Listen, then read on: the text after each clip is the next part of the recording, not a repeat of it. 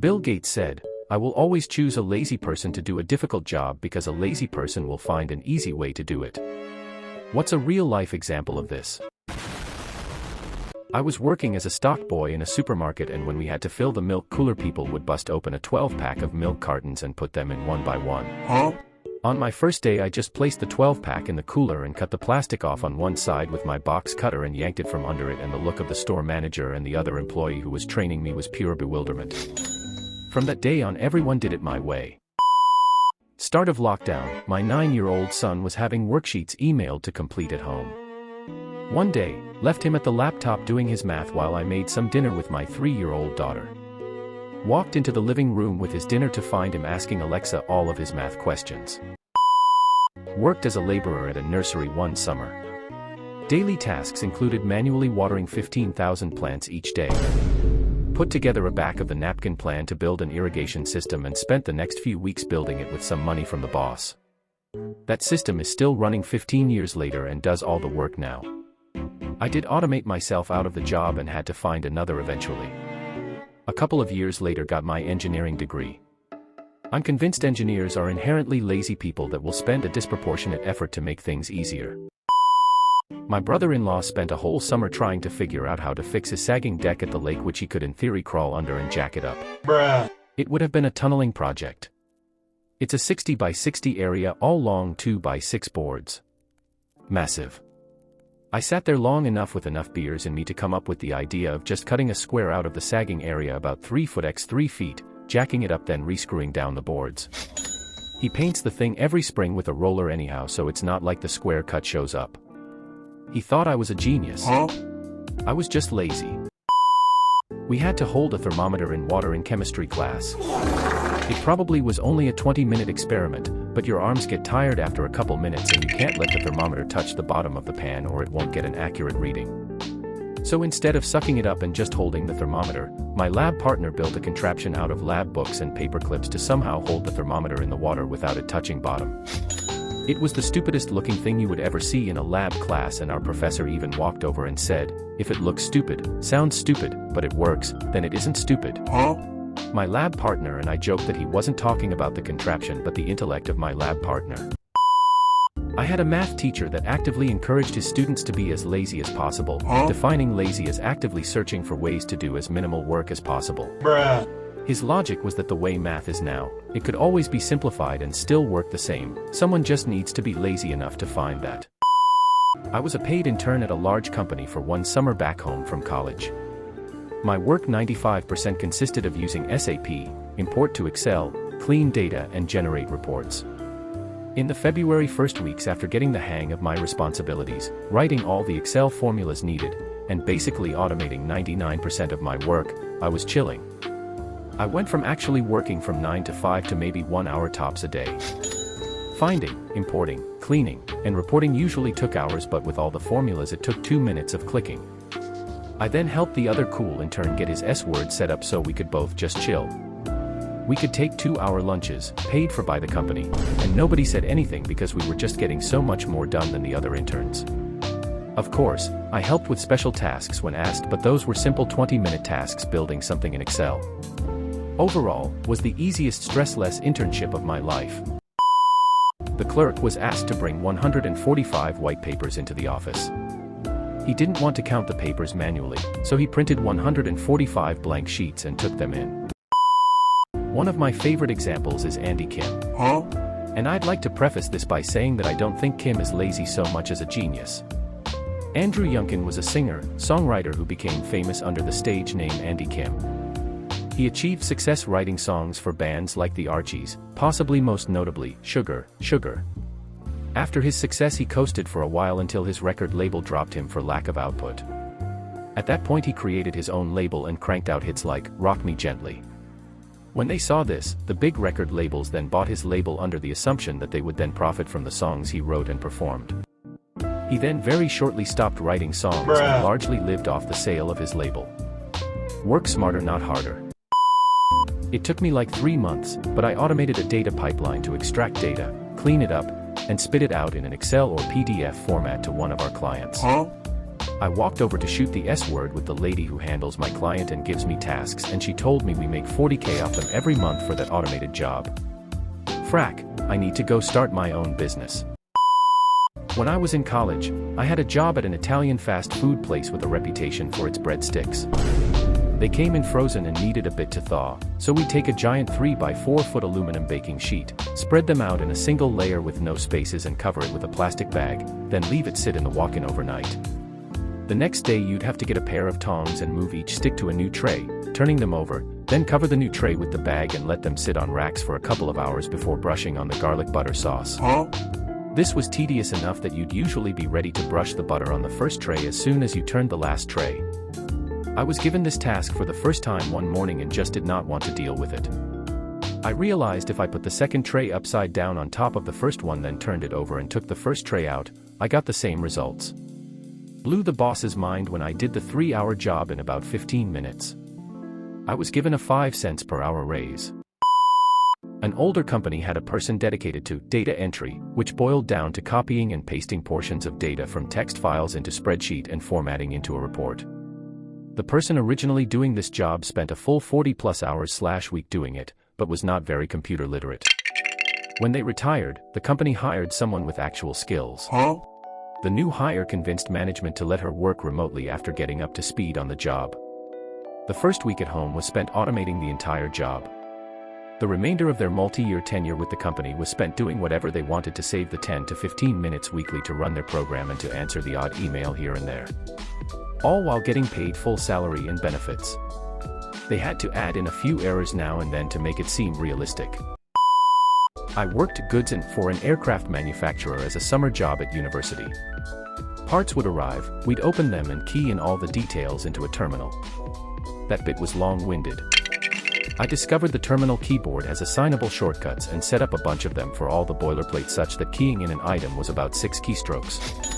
Saved myself and my workmate hours every day, which we would spend pranking each other warehouse staff and staff at other sites. I had a manager in my 20s who detested the fact I turned a 2-hour process into a 15-minute process. It exposed how much lazier he was compared to me because when the higher-ups learned from other people at my level that I created the program, they took me aside and told me he took credit for it. They asked me how I felt about that.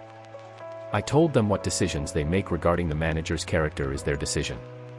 Just put yourselves in my shoes and consider it from that angle. They did nothing and I took the concept to a competitor who invested the money into making the program more robust and proprietary. My name was line 1 on the patent and trademark documents and I did well enough to semi-retire at 45. I credit Lee Iacocca for the inspiration. He went through a similar problem with higher-ups at Ford and his answer was to take his brain to Chrysler who would value it. Back in high school a lot of kids used to walk through this park to get home or to school. A portion of the path went into the woods because it was just quicker than walking the actual trail. At one point in the walk through the woods, you had to go up this small but tedious hill, nothing major but it took like 10 seconds of hard work to go up it. You couldn't go around because one side was a small cliff to the creek below and the other side had dense trees. One summer, a bunch of us got together and decided to just dig through that hill to make it flat. It took like 14 of us 3 good days to get through it. It was a hard 3 days but it was definitely worth it. Saved 10 seconds of hill climbing every morning and afternoon, 150+ days of the year. And it wasn't just us, but hundreds of other kids who had the same party every day. Sometimes you need to put in a lot of work so your future selves can enjoy the easy way out.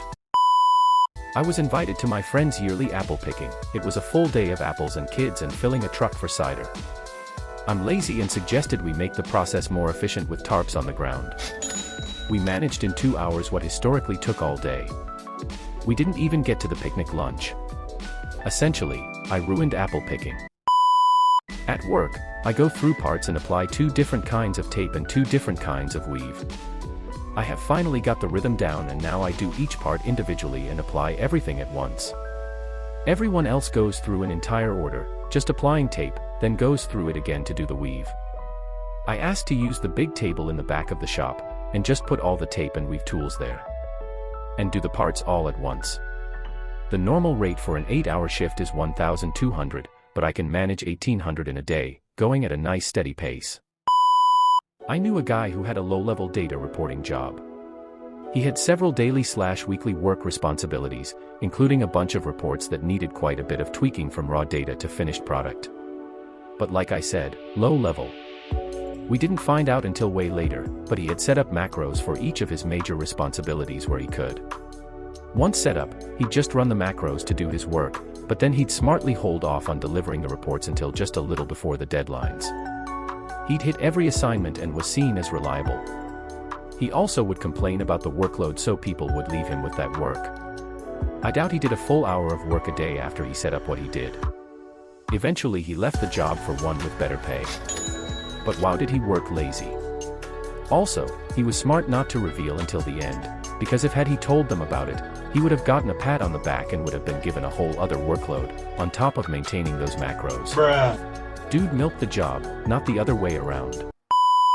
I created a macro which did data entry into an AS400 system from Excel. 100 accurate and 100 times faster.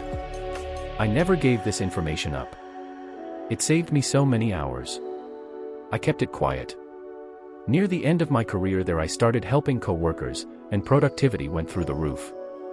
No raises for the department, so I basically left with the macro. I still have contacts there, and it's been 12+ years since I left. They still talk about the productivity levels of 2008 and try to blame the recession. Years ago, as a student I got a job stocking shelf. Guys were carrying the heavy boxes, put them on the floor and bent each time to pick up the items to put on the shelves. I was maybe a light 100-pound woman and carrying the boxes was just killing me physically. So, one day I had an idea. I put the box on an old desk chair and rolled it around. No more carrying and no more bending. Funny thing is that, instead of doing the same thing, most of the guys called me lazy and kept carrying the heavy boxes. Just to prove how strong they were. Now they have special roller carts to do the job. Well, I worked in a graphics design studio as an intern.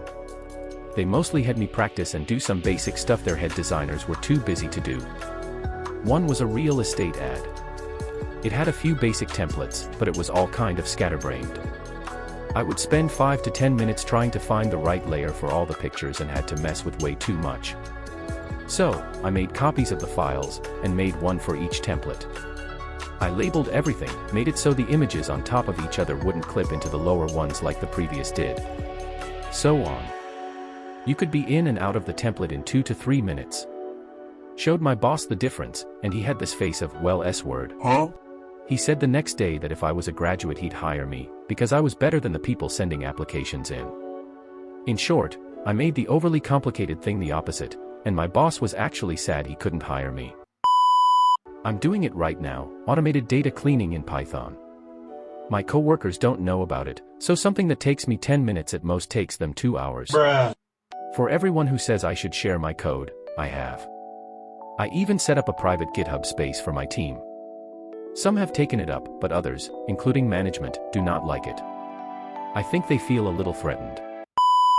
A few years back my sister was doing some hardware testing and validation. She was working with a bunch of Excel tables. When she found out that I was doing some automatic Excel creating for my job, she had me create a script for her job. 2 to 3 days of eye-killing boring work done in 20 seconds. She kept it a secret for a while. The worst task became the best task. She eventually shared it with the company as there were many others that did a similar job. And then she got promoted. In conclusion, her laziness helped with her promotion. My ex-boss gave me an Excel sheet. 124.000 rows Excel sheet. Had all the company customer data per row, twice. In some of those duplicates there was an error. She needed me to go over the list one row by row to check for mistakes and mark all the faulty entries I could find. Huh? Through 124.000 rows. She wanted me to do that using the arrow down key in my mouse. Bruh. I thanked her. I sat down. Invested half an hour into Google. Copy-pasted some parts of this formula, then some parts of that. Finally, I figured out the formula. I double-clicked the tiny rectangle so that the formula gets applied on all rows. Worked like a charm. I stood up, got myself a coffee, and talked to some colleagues. Then I went to my boss. She had anticipated that I would need 3 days for this task. When I was back less than an hour later, she thought I hadn't understood the task or maybe a follow-up question. I will never forget the expression on her face when I told her I was done. There were 6 faulty entries. There was a manufacturing plant that made toothpaste. One year, for some reason, there ended up being an unusually high number of empty boxes being shipped out. So in order to stop that from happening, the head of the company hired a couple of engineers to develop a system to catch any empty boxes so they didn't get shipped with the boxes that actually had the toothpaste tubes in them.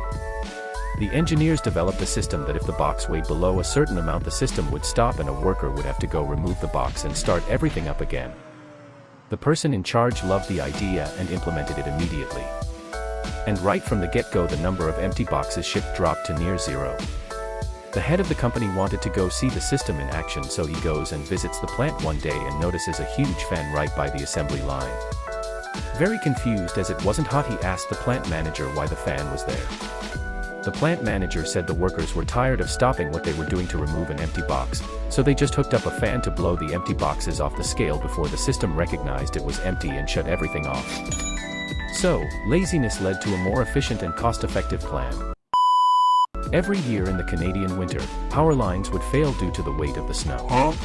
It took many days to build up enough to break a line, so they employed a team to walk the routes and shake the poles to loosen the snow. One day they saw a bear shaking the poles and realized that if they could get the bear to do it, they wouldn't need to walk the route. So they gave one guy a bucket of honey and he'd walk the route painting the sides of the poles with honey to attract the bears. It worked for a few more years, but this still takes a lot of time to do.